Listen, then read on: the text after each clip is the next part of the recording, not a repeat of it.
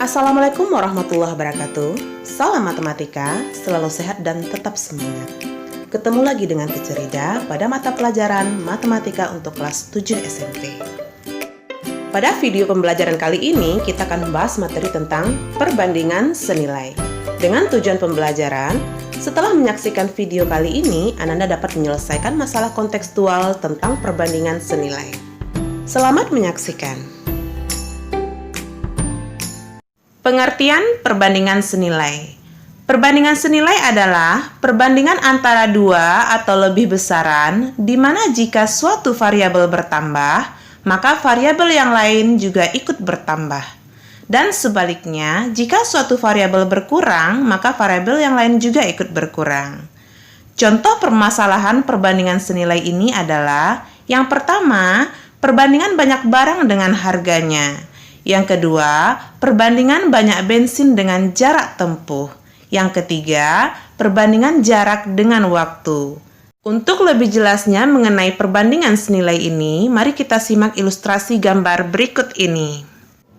Cermatilah ilustrasi berikut ini. Jika harga 4 buah permen tangkai ini adalah Rp2.000, berapakah harga 8 buah permen tangkai? Adakah yang tahu? Ya, betul. Tentu harganya adalah Rp4.000. Karena berdasarkan persamaan yang pertama, harga 4 buah permen tangkai sama dengan Rp2.000. Sehingga harga 1 buah permen tangkai saja yaitu 500. Yang kita tanya adalah 8 buah permen tangkai. Maka untuk mencari harga 8 buah permen tangkai cukup dikalikan dengan harga satuannya, yaitu 8 dikali 500 sama dengan Rp4.000. Nah, berdasarkan penjelasan tadi, dapatkah kamu menemukan harga 12 permen tangkai? Pasti bisa. Jawabannya adalah Rp6.000. Ilustrasi ini merupakan contoh perbandingan senilai. Dengan konsep perbandingan senilai yaitu, semakin banyak barang yang dibeli, semakin banyak uang yang digunakan untuk membayarnya. Dan sebaliknya, semakin sedikit barang yang dibeli, maka semakin sedikit pula uang yang digunakan untuk membayarnya. Agar lebih paham tentang perbandingan senilai ini, mari kita perhatikan contoh soal berikut ini. Contoh soal yang pertama. Untuk membuat 15 kue pukis, diperlukan 3 butir telur. Berapa banyak telur yang dibutuhkan untuk membuat 25 kue pukis? Mari kita jawab. Permasalahan ini merupakan contoh perbandingan senilai. Karena semakin banyak telur yang diperlukan, maka semakin banyak kue pukis yang dihasilkan. Begitu juga sebaliknya.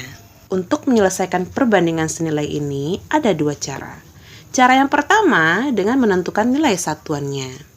Pada soal diketahui untuk membuat 15 kue pukis diperlukan 3 butir telur.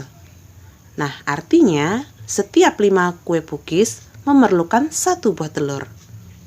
Nah, bagaimana 25 buah kue pukis? Maka tentu banyak telur yang diperlukan adalah 5 butir telur. Sedangkan cara yang kedua yaitu dengan perkalian silang. Tapi sebelumnya soal ini kita jadikan ke dalam bentuk persamaan perbandingan.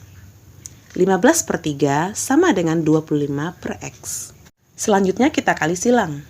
Tapi sebaiknya sebelum kita kali silang, kita sederhanakan dulu angka yang bisa kita bagi.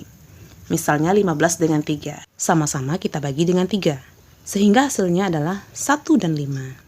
Kemudian 5 dengan 25. Sama-sama kita bagi 5, menghasilkan 1 dan 5. Kemudian kita lakukan perkalian silang. Sehingga menghasilkan 1 dikali X sama dengan 1 dikali 5. X sama dengan 5. Jadi, banyak telur yang dibutuhkan untuk membuat 25 kue pukis adalah 5 butir telur. Selanjutnya, contoh soal yang kedua. Jika harga 5 buku tulis adalah Rp12.500, berapakah harga 1 lusin buku tulis? Mari kita jawab. Permasalahan ini juga merupakan contoh perbandingan senilai. Karena semakin banyak buku yang kita beli, maka semakin banyak uang yang akan kita bayarkan. Begitu juga dengan sebaliknya. Untuk menyelesaikan soal ini, cukup mencari harga 1 buku tulis, yaitu dengan cara 12.500 kita bagi dengan 5, sama dengan Rp2.500. Selanjutnya kita tentukan harga 1 lusin buku tulis. Ingat 1 lusin sama dengan 12 buah.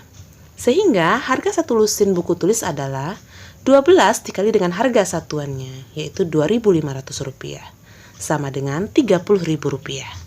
Jadi, harga satu lusin buku tulis adalah Rp30.000. Nah, bagaimana Ananda? Sudah paham dengan materi kita hari ini? Jika sudah, jangan lupa kerjakan soal berikut ya.